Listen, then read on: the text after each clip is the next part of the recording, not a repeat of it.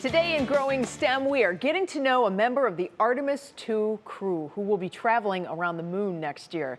That's something that has not happened in over 50 years. I got the chance to talk to Commander Reid Wiseman, who is obviously excited for the mission.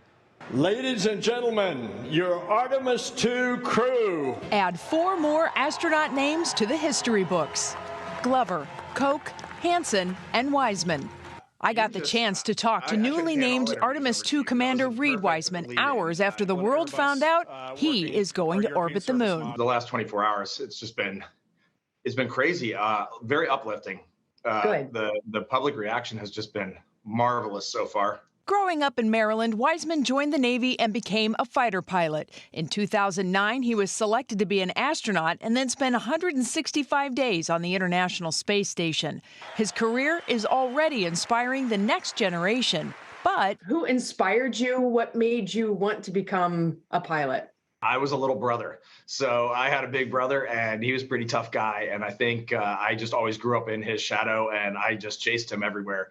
So he was and still is my hero. Boosters in ignition. And as you can imagine, the crew closely followed the Artemis I mission, not knowing at that time if they would be selected for the next flight. Were you just watching, every moment of the mission? The thing that is burned into my mind is we watched this insanely huge rocket lift off, and has started to accelerate downrange. There was a really bright moon over the horizon, and you're like, oh my gosh, you're watching this rocket accelerate pointed at the moon because it is going to the moon. There's so much awe inside of me. But to be completely honest, a little bit of like, do I really want to go ride that? I mean, it is a lot of power coming off the pad. 18 months of training will officially begin in June in order to make next year's scheduled launch date. Wiseman is most excited about flying with his crewmates and understands what this Artemis mission means to the world. We are looking forward to going and doing this for all of humanity, to be a unifying force. And I got to be selfish for a minute and say, I really want to be 250,000 miles away from Earth and look back at our beautiful planet, because we live on the most magnificent machine that nature has ever built, called Earth. Well, the Artemis II crew will be orbiting about 8,000 miles away from the moon, giving them a never-before-seen view.